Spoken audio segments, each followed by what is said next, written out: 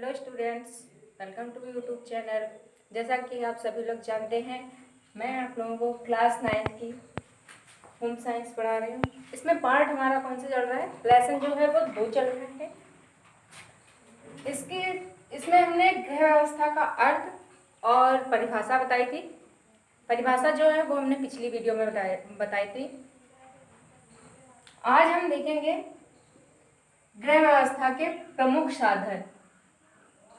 गृह व्यवस्था के प्रमुख साधन क्या हैं, ये हम जानेंगे।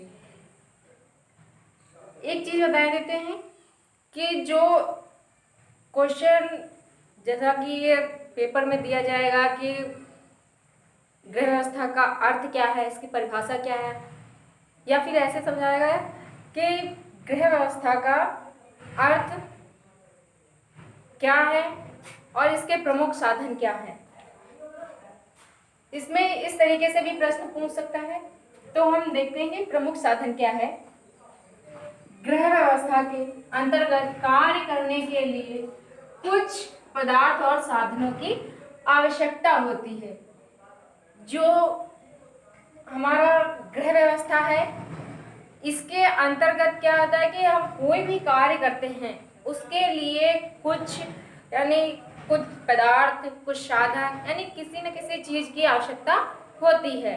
अब जो पदार्थ हैं, साधन हैं, तो वो किस टाइप के साधन हैं या किस टाइप के पदार्थ हैं, वो हम आपको बताएंगे। जो क्या है, निम्न है। पहली हेडिंग है हमारी भौतिक साधन। भौतिक साधन, एक चीज याद रखना, जब भी गृह विज्ञान का पेपर हो उसमें अगर आप लोगों को हेडिंग वगैरह लिखने हैं, अगर आप लोग हेडिंग को डायग्राम जरा शो करोगे तो ज़्यादा अच्छा लगेगा। वैसे भौतिक साधन, इसमें क्या है, जो भौतिक साधन है वो कुशल अर्थव्यवस्था है।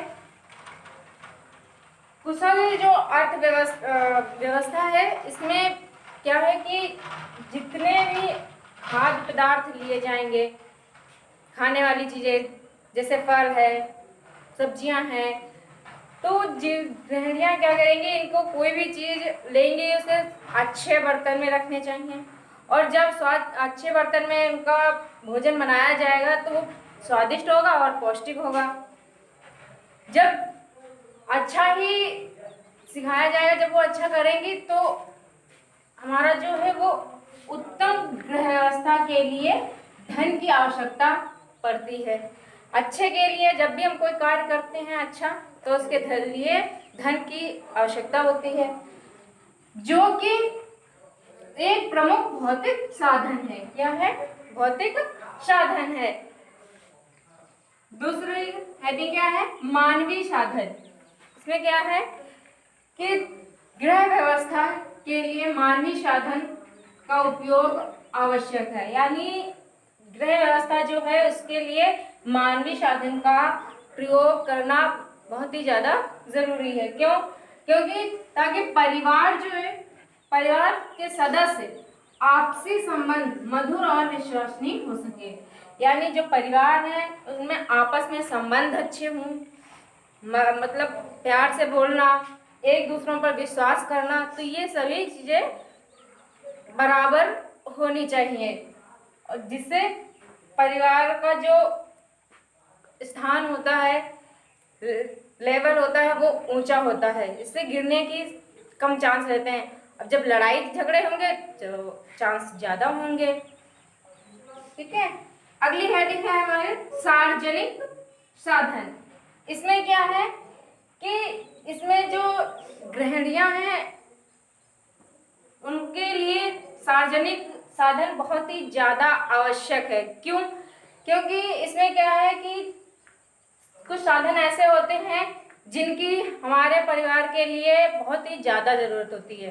कैसे? जैसे हमारा ये शिक्षण संस्थाएं हैं, स्वास्थ्य केंद्र है, अस्पताल है, डाकघर है, बैंक है, बीमा निगम है, यातायात के साधन है, ऐसे आदि बहुत से साधन होते हैं जो हमारे लिए बहुत ही ज़्यादा प्रयोग के लिए मतलब यूज के लिए बहुत ही ज़्यादा जरूरी होते हैं। क्यों? क्योंकि कोई भी अगर बच्चा स्वस्थ है तो ठीक है, अगर स्वस्थ नहीं है तो उसके लिए हम अस्पताल जाएंगे। कोई भी और जब अस्पताल जाएंगे, किसी इलाज के लिए जाएंगे या कोई चीज़ कार्य करने के लिए लेंगे तो उसमें क्या है, हमें बैंक की आवश्यकता पड़ेगी। अगर एक दिन के लिए अगर ये चीज़ें संस्थाएं अपनी बंद कर दें वो लोग, तो बहुत सी समस्याएं उत्पन्न हो जाती हैं। आज के लिए हमारा ये 3 हेडिंग हमने पढ़ी हैं, किसमें जो भौतिक साधन है, मानवीय साधन है, सार्वजनिक साधन है, ये हमारे प्रमुख साधन थे। आगे हम बताएंगे आपको दूसरा पॉइंट। आइए देखते हैं हम दूसरी हेडिंग। ये दूसरी हेडिंग क्या है? ग्रह को सुव्यवस्थित करने के लिए गृहिणी में आवश्यक गुण। जो क्वेश्चन है हमारा इस टाइप से भी पूछ सकता है कि ग्रह को सुव्यवस्थित करने के लिए गृहिणी में कौन कौन से आवश्यक गुण होने चाहिए, इस तरीके से भी प्रश्न पूछ सकता है। तो आइए देखते हैं इसमें कौन से गुण होने चाहिए। तो गृहिणी में जो गृहिणी है वो घर की क्या है? संचालिका है। गृहिणी जो है यानी जो घर में गृहिणी होती है, जो हमारी मम्मी लोग होती हैं, तो वो क्या है? घर की जो है संचालिका है। घर के सुख समृद्ध एवं शांत उसके कार्य कुशलता, व्यवहारिकता एवं आत्मीयता पर ही निर्भर है। क्या है कि जो घर की सुख समृद्धि है, शांति है, तो ये सब जो घर की गृहिणी होती है, मेन मुखिया होती है, उसके जो कार्य कुशलता है, व्यवहारिकता है, जो आत्मीयता है, तो इन चीजों पर निर्भर करती है। अपने दायित्वों को उचित निर्वाह के लिए गृहिणी में विभिन्न गुणों का होना अति आवश्यक है। कहने का मतलब है जो गृहिणी है उसे अपने दायित्वों को उचित निर्वाह करने के लिए क्या गृहिणी में बहुत से ऐसे गुण होते हैं जो उन्हें होना बहुत ही ज़्यादा महत्वपूर्ण है, बहुत ही ज़्यादा जरूरी है। अब कौन कौन से गुण हैं आइए देखते हैं। पहला हमारा है कर्तव्यों का ज्ञान। कर्तव्यों का ज्ञान, इसमें क्या है? गृहिणी को इस बात का ज्ञान होना चाहिए कि उसके साथ साथ उस घर में जो सदस्य हैं उसके क्या दायित्व है, उसके प्रति क्या दायित्व है। जैसे सास ससुर की सेवा करना, उनका सम्मान करना, छोटों का जो हमसे उससे छोटे हैं उनको स्नेह देना, बच्चों को अच्छी शिक्षा देना। इस तरीके से कई कर्तव्य होते हैं जो गृहिणी को निभाने होते हैं और इतने अच्छे तरीके से निभाने होते हैं जिससे परिवार सुखी और शांति बनी रहे। दूसरी हेडिंग है परिश्रमी होना, यानी जो गृहिणी है उसका परिश्रमी होना बहुत ही ज़्यादा ज़रूरी है। क्यों? क्योंकि जब तक वो परिश्रम नहीं करेगी तब तक कार्य नहीं हो पाएगा। थोड़ा कार्य किया और उसके बाद छोड़ दिया तो इसमें क्या है कि परिवार सुखी नहीं हो सकता है। वो मेहनत से, लगन से अपनी अगर कोई भी कार्य करे तो उस कार्य को वो सफल भी बना सकती है और घर के सदस्यों को सुखी भी रख सकती है। तो गृहिणी जो है उसका परिश्रमी होना बहुत ही ज़्यादा जरूरी है। तीसरी हेडिंग है हमारी समायोजन शक्ति। समायोजन शक्ति, इसमें क्या है कि जो गृहिणी है किसी चीज का समायोजन करना, किसी चीज का समायोजन करना। तो जब गृहिणी कोई भी कार्य करेगी तो कार्य करने के लिए इसका समायोजन करिए और समायोजन शक्ति बढ़ेगी। तो समायोजन शक्ति का भी होना आवश्यक है। अगली हेडिंग है अच्छा चरित्र। जो भी लड़कियां हैं यानी गृहिणी हैं, तो उनका अच्छा चरित्र होना ही भी बहुत जरूरी है। क्यों? अगर उनका अच्छा चरित्र होगा तो जो घर के सदस्य हैं उन पर भी अच्छा प्रभाव पड़ेगा, जो छोटे छोटे बच्चे हैं उन पर भी इफेक्ट पड़ेगा। अगर वो अच्छी है तो बच्चा भी अच्छा होगा, उसे अच्छी सीख मिलेगी, आगे चलकर वो अच्छा ही कुछ करेगा जिससे घर का नाम होगा। तो जो भी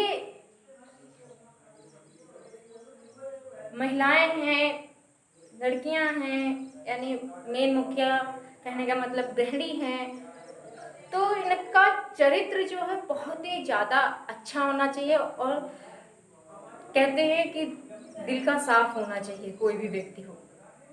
गृहिणी का ज़्यादा महत्वपूर्ण है। क्यों? क्योंकि गृहिणी ही घर को चलाती है, घर की देख रेख है, घर में बड़े लोग छोटे लोग बच्चों को देखना, तो सबकी जिम्मेदारी एक गृहिणी पर होती है। तो उसके जितना अच्छा चरित्र होगा उतना ही परिवार पर अच्छा इफेक्ट पड़ेगा। अगली हेडिंग है कार्यकुशलता। गृहिणी को कार्यकुशलता जो है, आदर्श गृहिणी में कार्यकुशलता का गुण भी होना चाहिए। जो गृहिणी है उसमें कार्य करने की कुशलता जो है उसके अच्छा गुण होना चाहिए। अगली हेडिंग है हमारी आय व्यय का विवरण तैयार करना। आय व्यय, घर का जितना भी लेखा जोखा जो होता है आय व्यय, उसका विवरण तैयार करना। घर में मान के चलो किसको कितने पैसों की ज़रूरत है, या फिर धन कहाँ पे ज़रूरत लगेगी, या फिर कितना सामान किस चीज़ के लिए उपयोगी है, इस तरीके से बैंक में बैलेंस करना। यानी इस तरीके से बहुत से आय व्यय, घर के भी आय व्यय होता है और बैंकों में भी, तो इसका विवरण जो है इसको तैयार करना। अगली हेडिंग है योजना अनुसार कार्य करना। गृहिणी को अपनी पहले योजना बनाना है, उसके बाद कार्य करना, यानी योजनाबद्ध के द्वारा अगर कार्य करे तो वो ज्यादा अच्छा रहेगा। अगली हेडिंग है अतिथि सत्कार करना।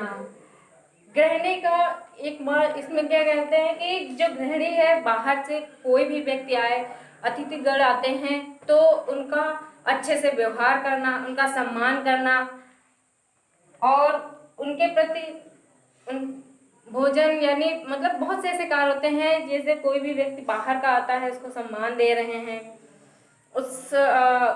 मतलब उसका तिरस्कार ना करना, एक तरफ से कहा जाए उसका सम्मान करना ही अच्छा होता है। लास्ट हेडिंग हमारी है सहनशीलता। लड़की हो या कोई भी महिला हो, मतलब मेन है इसमें कहा जा रहा है गृहिणी को हर एक चीज सहनशीलता होनी चाहिए, मतलब कोई भी बात हो उसको सहने की क्षमता होनी चाहिए। क्यों?